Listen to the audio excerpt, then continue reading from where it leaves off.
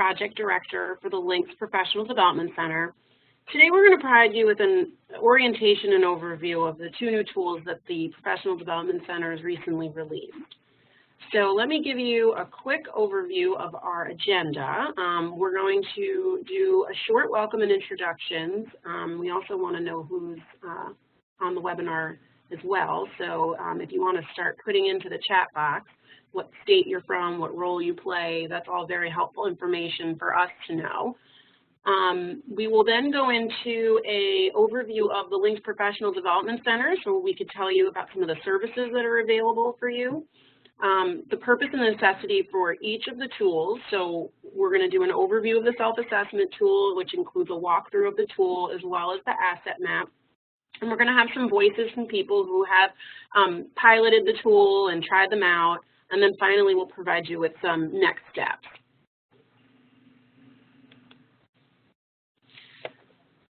So I'm going to let people continue to put into the box where they're from, who they are, what they do. I just wanted to orient you all to our team.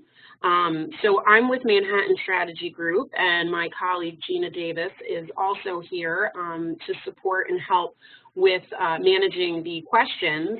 Gina is somebody that you will probably interact with. She is very involved in our technical assistance delivery as well as helping with our help desk. So you usually will talk to Gina before anyone in our Professional Development Center. I also wanted to introduce our partners at World Education. Kay Beal is on. She is one of our key partners who's working with us to execute this work. Her and her colleagues were responsible for the draft of the self-assessment tool and the lit review that informed the self-assessment tool. So they might be chiming in if any specific questions are needed to be answered by World Ed. So I see we have a nice diverse group from all over the country. We're up to 57 people, which is great, and we're probably going to continue to grow. So I'm going to jump in. We have a lot to cover. So the Links Professional Development Center is a national entity, and we provide training and technical assistance to states. Our main target is to work with state and professional development staff to build effective PD programs and systems. However, if you're joining us as a practitioner or a program administrator, this presentation, as well as some of our other offerings, can inform your approach to high-quality, effective PD in ways that you can gauge your program's readiness. Here is a list of our PD Center technical assistance offerings. In addition to the face-to-face and virtually facilitated trainings that's offered through Links, through our training catalog, the PD Center provides an array of technical assistance opportunities to include webinars where we're going to be showcasing state solutioning strategies and ways to leverage resources. So we actually have two series that will be going on that showcase those two topics. We have collaborative learning groups that are peer discussion groups, and those are going to be topically driven, small cohorts of state staff. We're going to do quarterly state calls where states can jump on a call every couple of months to share their challenges and talk about some opportunities, and we'll share some updates from the center. And training resources that we are putting together that will be available on the Links website, but we're also helping states build capacity around their delivery of Links training. So we're doing some trainer development out in the field with our Links trainers as they're doing trainings in states. So just to note, we do have two webinars that were recently conducted, and they're going to be available on the Links YouTube channel. These two included leveraging libraries to support adult ed, and our first of the solutioning series, which is how Pennsylvania and Ohio increased access to PD using virtual offerings. So those two will be available on the YouTube channel, as will all of our webinars forthcoming. The first collaborative learning group will be available in the start of the new year. Our first two topics are going to focus on assisting states maximize the use of their resources and also evaluating professional development.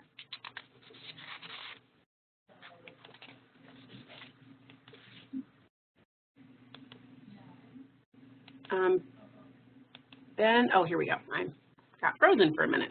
Okay, so let's dive into the tools. The self-assessment tool was designed to help states assess their priorities and gauge implementation of WIOA state leadership activity requirements set forth in Section 223. So that's the purpose of the tool. States are intended to use this tool to inventory PD strengths and areas for improvement, to track compliance with the WIOA requirements for state leadership activities, and then identify connections between the quality of PD offerings and the strength of the system and program components. Also to support planning and implementation of establishing or operating a high-quality PD program. So that's the goal of the self-assessment. That's how the intended use is. I'll give you a second just to take a look at our bullets here. But just as a side note, the use of this tool is completely voluntary. The intent is not that the U.S. Department of Education would use this tool as to monitor state compliance. We recommend that the states use this tool for their own benefit to track their own compliance status in meeting and documenting requirements, as well as addressing gaps and making planning decisions. A lot of work went into the development of the tool and a lot of thinking around how to form the tool. So I just wanted to give you a little background on how we got to where we are. So the sources that inform the development of the tool include the legislation from Section 223. We did a literature review, the NRS state narratives were looked at, and then we did a series of state interviews with a subset of states. And then finally, we had the tool reviewed, and it was informed by an advisory group, which is comprised of professional development stakeholders at various levels, included a state director, state staff, professional development state organization. So we had good input from a cross-cutting group. And also we piloted it with a cohort of pilot states. So all of this went into the final product that you're seeing. And I'll provide a little bit more context around some of these inputs. So the literature review was conducted as one of the first steps, in addition to looking at, obviously, the Section 223 requirements.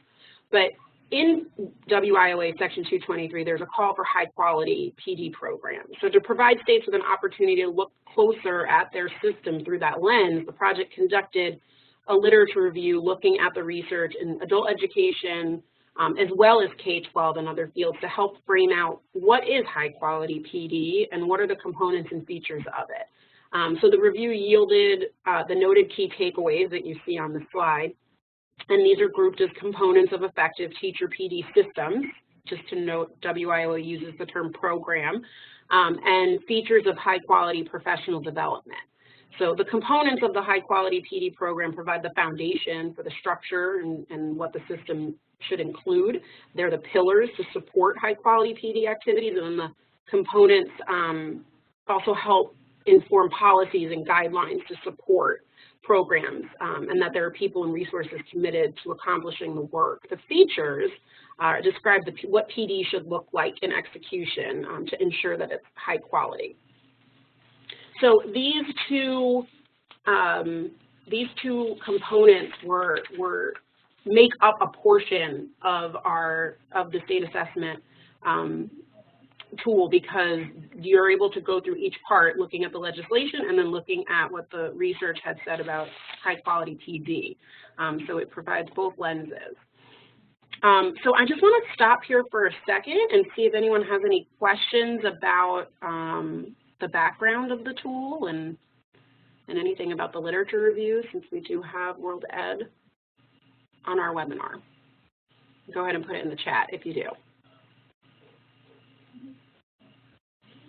Okay, feel free to ask as we're moving forward. So also I had indicated that we did state interviews and a review of the NRS narrative. So here are our key takeaways from those two data sources. They're summarized from information gathered through 11 states that participated in interviews, and they were asked a series of questions about their PD programs, and then the NRS data narratives that were available for review. So just to know that this helped us better shape the purpose and the use of the tool. The pilot states are Colorado, Idaho, Maryland, Ohio, Oregon, Pennsylvania, Texas, and Utah. We just wanted to share that with you all to just get a sense of who contributed feedback to the tools. They all used it, and we had provided written feedback on the tool, as well as we had a webinar with them to discuss it at a higher level. Moving on. Okay, so I want to take a moment to walk you through what the tool looks like.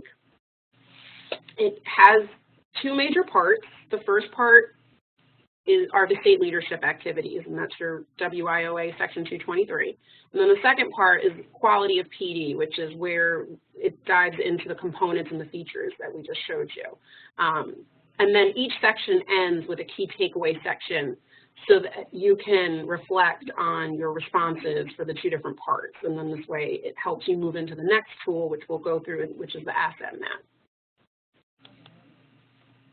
Okay, so I'm going to pull up the self-assessment tool and just give you a quick orientation as to what it looks like. Okay, so the first thing you see in the self-assessment is just a what is it? It's an about section. So it just kind of gives you some background that I provided you, you know, key findings, how it was informed. So it's just an orientation to it. And here's that graphic that we already went through, but it's a good graphic just to have to share with your teachers. And then moving into the next section, it's an introduction, basically tells you how to use the tool, what the parts are, and then how you complete it. Okay. Part one is the state leadership activity. So this is the checklist that are the state leadership activity requirements in 223. And each portion, each item that's listed here, and just note that some of the items in the legislation are combined. So this isn't a one-to-one with the legislation. We combined some of them for ease of use. So with each item, you have note sections that you can then describe the activities that are underway as it relates to that item. And then you can also note what documentation you have to verify that the activity is being carried out. So this is what the document looks like for this section. Those are the two note areas that you have to write your reflections in. And it's for required permissible activities, and then at the end, your additional activities. So then moving into the key takeaways, there's some guiding questions here that you can then think through to be able to help distill out some of your findings from your responses. And this key takeaway section is a critical part of the process. And we originally had this at the end of the entire document and then decided to break it up for each section since, you know, your takeaways are going to be different. So moving into the next section, oh, and just to add, these tools are available in Word, so as you're filling them out, you know, you're able to fill in as much information as you want. So they're very flexible.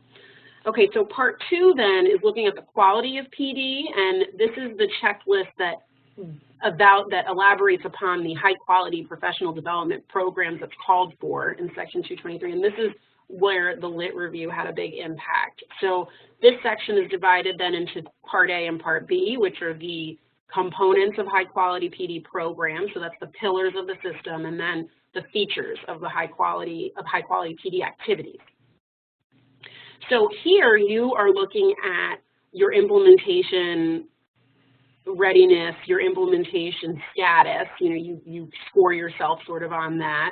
And then your note area allows you to describe the type of activities that relate to each descriptor, and then what does your state look for to know whether this component is being implemented. So there are active links in here as well, just to note. So when you're filling it out, it's a better document to fill out on your computer for that in and of itself, and also because it will expand. rather than doing it hard copy. So I'm just walking you through the subsections of A, and now moving into B, which are the features. There's, again, asking the same types of questions, just different feature descriptors, looking at two more subsections of this, which is, no, not two more, a few more.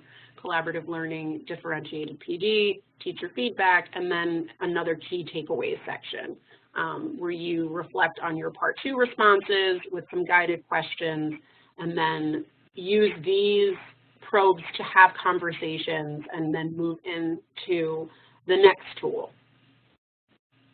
So I'm going to go back to the slides now. Okay, so now I want to turn it over to Stephanie Patton, who's with the Utah State Board of Education. Utah was part of our pilot process, and she's been kind enough to join us to share her reflections and her team's reflections and takeaways from using the tool. So I'm going to go ahead and turn it over to you, Stephanie. Hi, this is Stephanie. Sorry, I'm catching a cold, so I apologize for raspy voices or anything. So Utah is not a large state, and so we don't have tons of state staff. So we have, our state director, and then basically there's two of us that kind of do the rest of monitoring and professional development. So my role on the team is mainly to focus on corrections education as well as GED currently, but because there's only two of us, we kind of work together to help do professional development a lot and work as a team. So when we were doing the self-assessment, we did that as well. We worked as a team. So we sat down together and worked through the tool together. And that, because, we're both very involved in planning and producing professional development for the state, that was very helpful to have us both together. And I would recommend, if you were to use this tool, that you would do that as a team. Anyone who is involved or influences the planning and production of professional development, that they are part of that, simply because everyone's perspective is a little bit different, and you would miss some of the insights that you would gain otherwise. So we did that, and we did it in June, so while we were planning for, or end of May, June, so when we were planning for the following year. And so the timing of that was really helpful as well, because we were able to kind of, when we were planning, it was the perfect time to be able to implement the things that we found and make sure that we were on the right track. So we spent a couple of hours actually going through this tool and synthesizing the information and really digging into what our plans were for the next year and how we could improve upon those and make sure that we were meeting the needs of WIOA as well as our state. So I would say don't plan just 5 minutes. That's not going to be very helpful. You're not going to get the full benefits of the assessment tool, but plan sufficient time to go through it in some depth. And again, we did it at a time where we could still implement we could take the ideas that we had, the insights that we had found from the tool, and change our plan for the year accordingly. So make sure that it's at an appropriate time where you can make changes, reflect it, based on the insights that you gain from the tool. So I think you can switch the slides. And as we went through the tool, there were a couple of things that stood out to us. I think we have processes already in place to get feedback on some of our, on our trainings, and to do need surveys. And so we're intentional already in doing professional development. But the strength of the tool was just outlining all of the requirements for WIOA, and and causing that reflection in the conversation. And so as we went through, we found like one thing that was reaffirming to us as we went through the tool was, oh, we're really good at doing a variety of different delivery methods. We have some face-to-face, some webinars, some online, and so that was reaffirming that we're doing something right. But one thing that we did find as we were going through that we need a better focus on the essential components of reading instruction, which is a requirement of the state leadership activities. And so that was really helpful as well, because we were able to incorporate that in our plan for this year and make sure that we were meeting that better. And another thing that we kind of saw as we were going through the tool was that we have some tracking tools in place for professional development, but it was like a mid-level area. We had some, but we needed to strengthen that a little bit as well. So we've found some different tools, and we're starting to develop that so it can become a strength rather than just kind of a mediocre area. But I really thought just taking the time to sit down and have the tool that's all organized and guides the conversation, that was really the greatest takeaway from the tool, from this experience. That was super helpful, and I plan on doing that again, as we plan for 2018-19 school year professional development, going through the tool again and just making sure that we're on track and continuing to further improve our professional development. Great, thanks. Yeah. So we can take a moment for questions for Stephanie if anyone has any specific questions for a state that's used it, and any questions that you may have about the tool.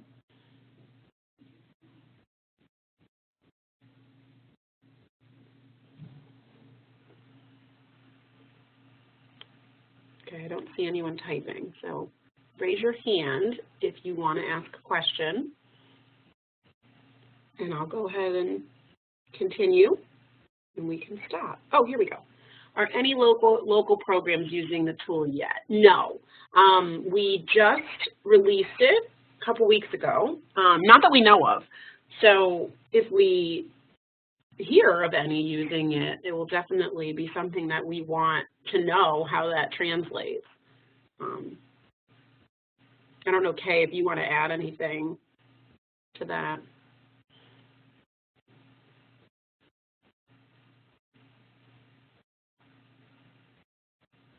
Well, and this is Stephanie. If I can add something, I think some of the things would not be as applicable to a local program versus the state level, simply because, I mean, some would be, but some are required as a state, but not necessarily as a local program. So it does have a state emphasis, but there would be definitely parts that would be very applicable to local programs. Mm-hmm.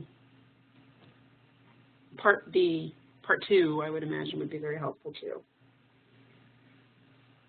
Looking at the components and the features. Any other questions?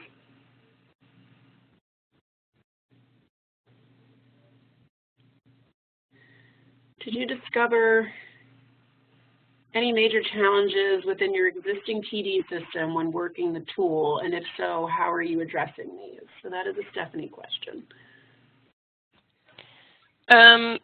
Well, I think besides the two that I already addressed,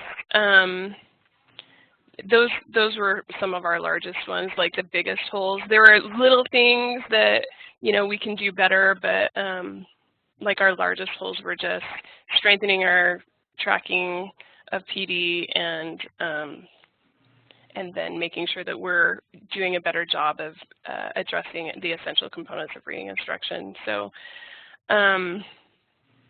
and I guess the way that we address those, we are actually reaching out and getting a third-party vendor for the PD tracking that does the tracking a lot better than the vendor that we had before.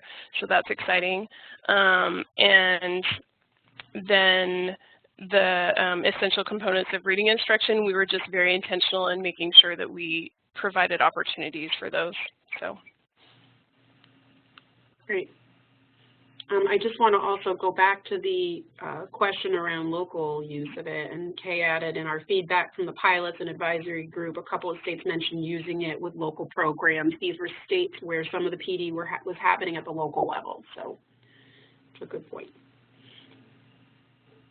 Any other questions?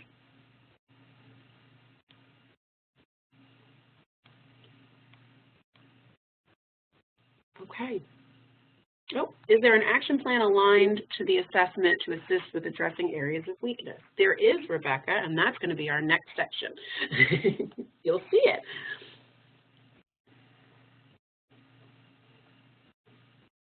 Okay, so you introduced the next portion. I'm going to move into it. And we're going to look at the asset map tool. And this is the compendium tool to the self-assessment. So as a complement and a next step to the self-assessment tool, the team developed an asset map that helps states plot out top priorities and actionable strategies to address the gaps that were identified within the assessment. So based on the feedback that we received from the development of the self-assessment tool and from our pilot states, we identified that states needed a way to break down the steps in order to address these priority areas that they identified during the self-assessment process. States also needed a way to quantify existing and needed resources and partnerships to achieve full goal implementation, since leveraging resources is definitely a part of fulfilling these goals. So the asset map was designed to fill those needs.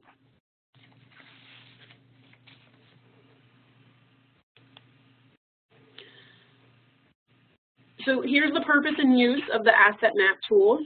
It's important to note that the two tools are intended to inform one another. The self-assessment will yield information to assist state teams in identifying where the gaps are and what items and descriptors that they want to dive into and the priorities that they want to focus on. So the asset map will help states organize and plan their strategy, as well as provide a process for thinking through the key milestones and then the action items that need to happen within those milestones. After the self-assessment tool is completed, an item or descriptor within your state's PD program that is not fully implemented can then be, you use the asset map again to unpack the next portion. So the asset map is designed to really work with one goal at a time, and the idea is that you would just keep using it as you're working through each goal. The tool is broken down into 3 sections. First section is for teams to think about their current status of resources, both in the adult education system as well as with partner agencies. So this baseline information helps you guide the next 2 parts. So, what do you have and what's accessible to you? Because you also want to indicate what you need.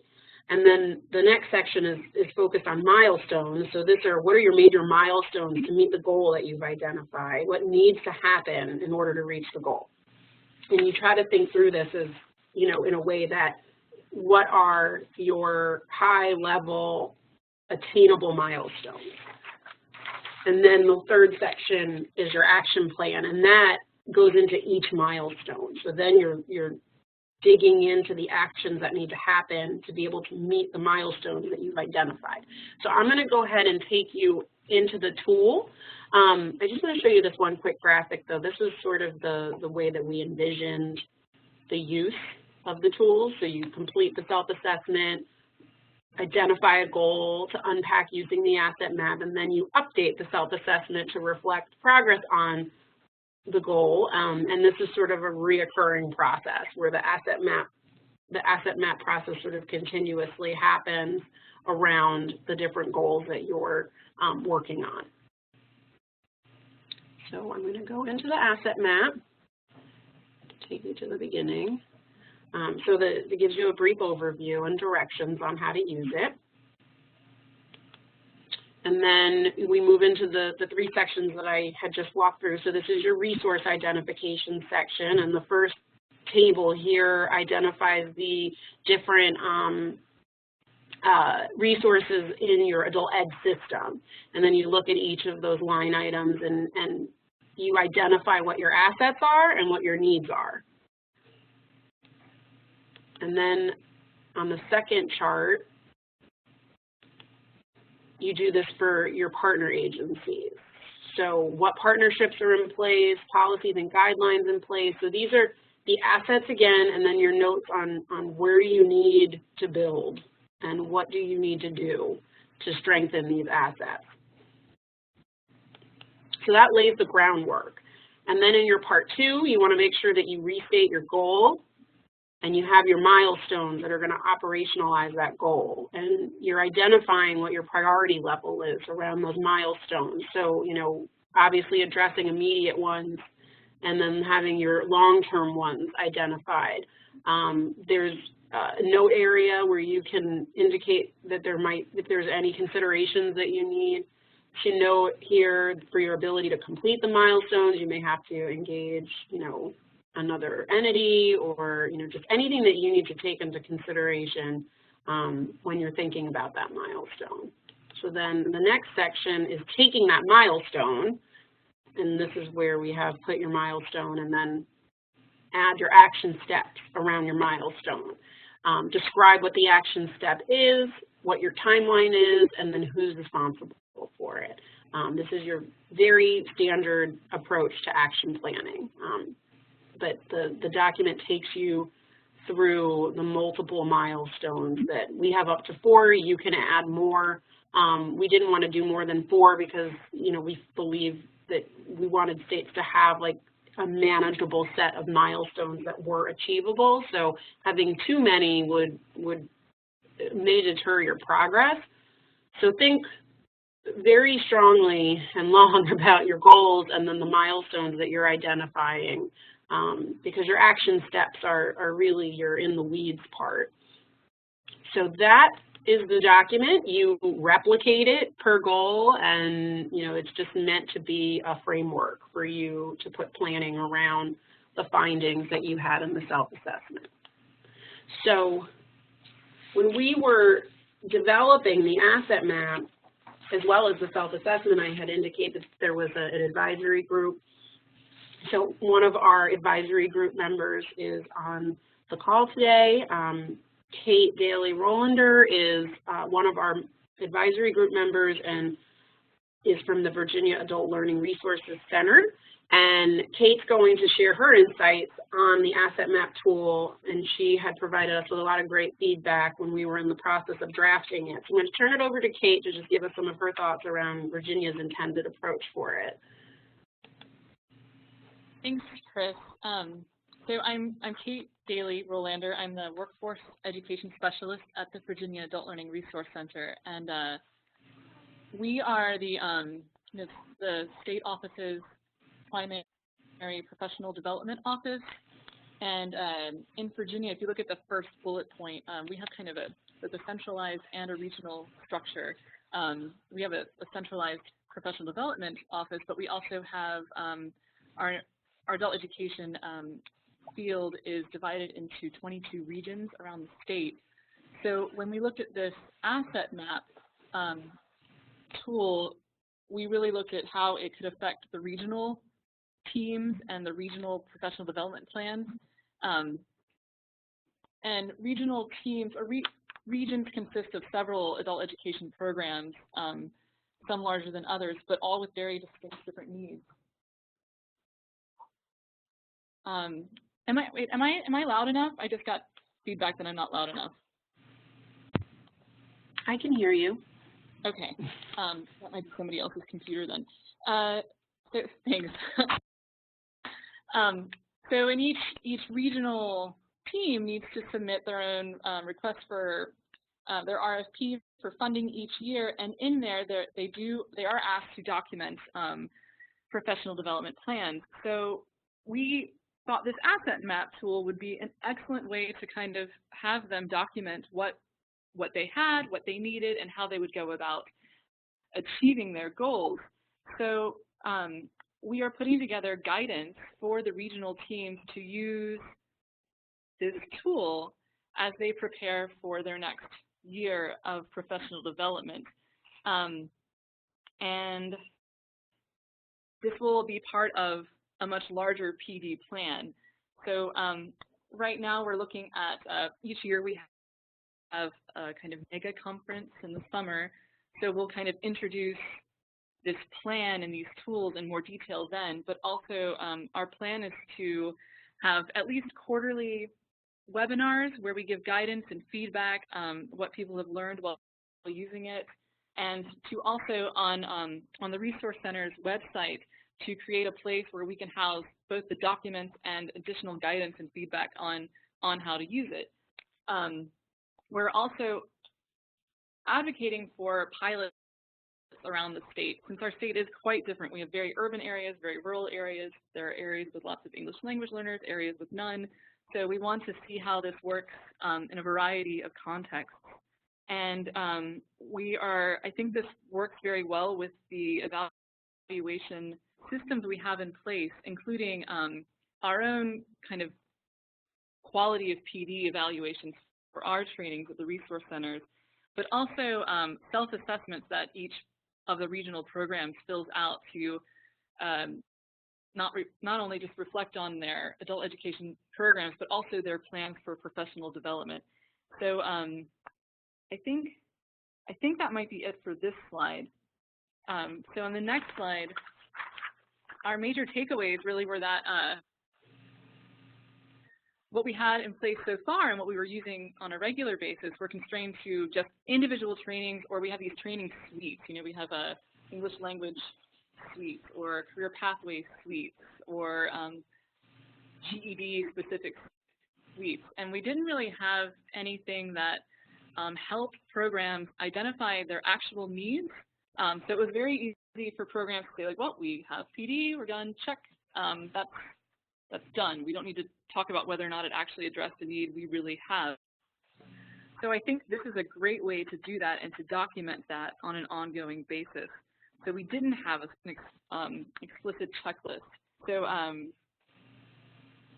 we're hoping that this guidance that we're, in addition to what you all are providing with links, will really help people be able to use it in a way that's meaningful for them and helps us as a state kind of bolster and focus and target our professional development activities. And I think that's all I have. Thanks, Kate.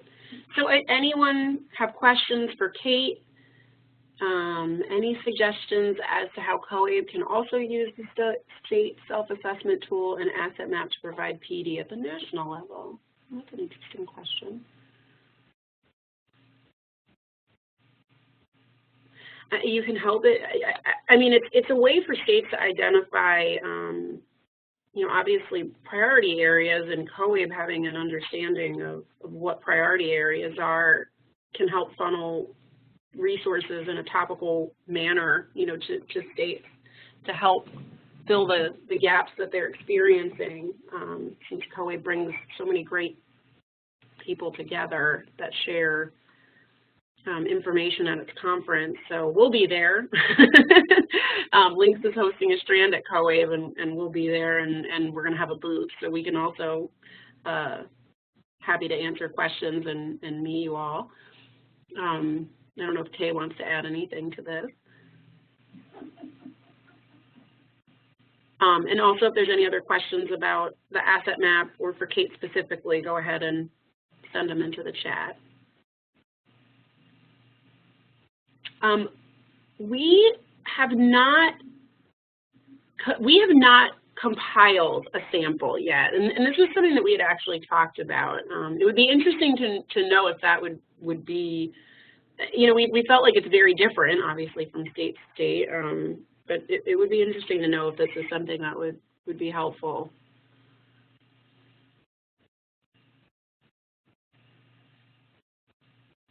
And you can send us an email too. I'm going to provide all of our contact information at the end.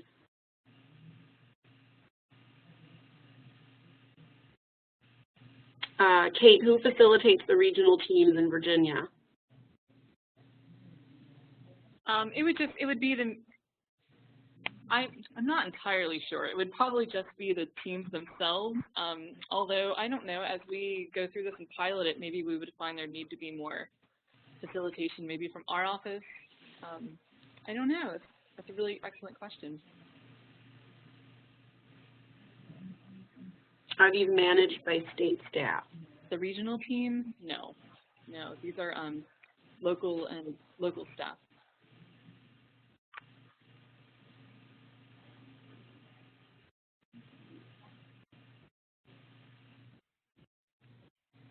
Okay.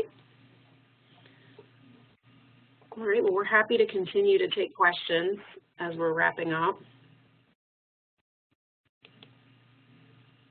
We're going to go into some next steps, get you started. Okay, so we showcased the two tools and gave you a sense of some of the things that were going on in the PD Center in terms of technical assistance opportunities. And it's, we provided this graphic to kind of show you how everything works together as well as what it yields. So, as I said earlier, the tools are in Word documents, so you can download them on our website and on the LINCS website, on the LINCS professional development section, and use them and modify them and expand and do whatever you need to do to make them workable for you. And you can start using them immediately. So taking the self-assessment tool to look at existing capacity, look for areas of development, again, it's sort of like it's your self-check against the requirements for 223, and also a good check for high quality practices and through the features and the components. You can leverage the tool to help make these next decisions in terms of, what are your planning and action steps. So obviously moving into the asset map would allow you to put some of the tangible next steps together for yourself. And then thinking about what those gaps are, keeping an eye on the technical assistance opportunities that we're going to be providing. We will be providing a series of topical webinars, and we're going to be providing collaborative learning groups. And what you're finding from your self-assessment tool and what your priority areas are and some of your action items in your asset map tool, that may help you decide what else you would want to participate in that we'll be offering to help you better meet the requirements that you need to meet. So the topical webinars and collaborative learning groups are an ongoing offering, and the collaborative learning groups are specifically a way to deep dive into a topic and work with peers. So these are cohort-driven groups. We're going to try to keep them smallish so that everyone can really get into a groove where they are sharing and strategizing together and offering their own reflections of maybe challenges that are happening within one person's state is something that another state is either grappling with or has ideas around. All these groups are facilitated by subject matter experts in that topic. They're going to have a whole, almost like a syllabus in a way, to provide you with the information that you need to see what topics and how you're going to be diving into the topic and the types of work that is going to go into the learning experience. So those will be available soon for people to join. Is going to be a first come, first serve basis for, and we're encouraging state teams to, you can come together as teams to collaborate with other states. So we'll get information out on that soon. And our topical webinars happen on a rolling basis. And the information that we're gathering from the field, from conversations with states, from the collaborative learning groups, from questions that we're getting in our webinars, that's helping inform our offerings. Knowing what the states need is driving what the LINCS Professional Development Center will offer.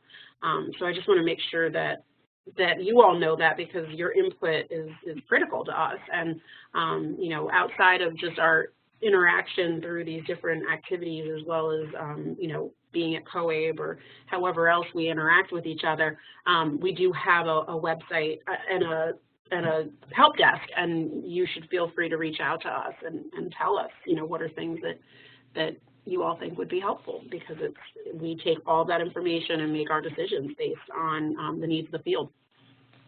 Finally, our last support is bolstering state capacity, and so we're doing this by opening up accessibility to training materials for all of the LINCS trainings that have been developed.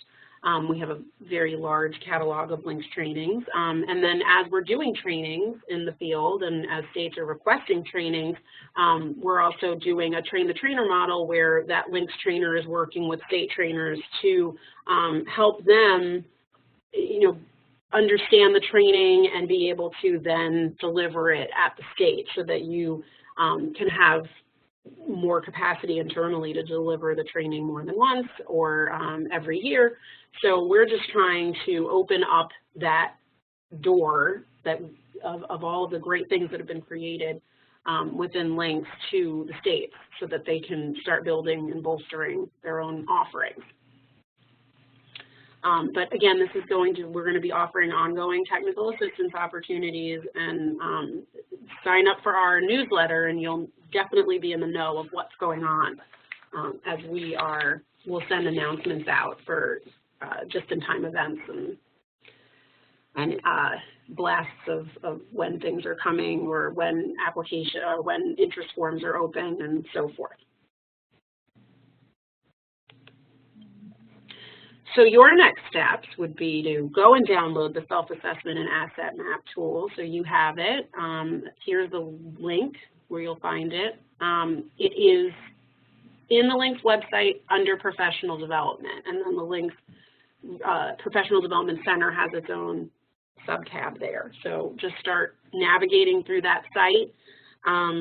We have organized the site around things that you can do with the resources that we have. So, you know, to explore, we have lots of resources, and we'll continue to add resources and information. Sign up for our newsletter, and then participate in our upcoming webinars and collaborative learning groups. So that is our overview for today. We can continue to take some questions. We have a little bit more time. I'm happy to stay on and take some more questions. This will be archived, so you can share it with colleagues, and that will be available on the LINCS YouTube channel. The LINCS Professional Development Center has its own list there, and that has all of our webinars and activities, so you can access it there. I want to also thank Kate and Stephanie for sharing their and contributing to how they've used these tools, and thank you for contributing to the development of these tools. We hope you find them useful, and we are here to help you as you're using them. So thank you to everyone. I'm going to close out the webinar with our contact information. We look forward to interacting with you at COABE.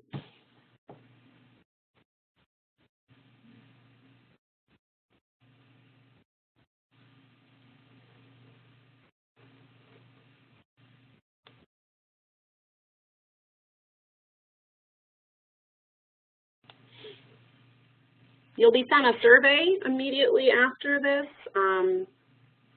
so if you could take the time to fill that out, that would be really helpful. It's short.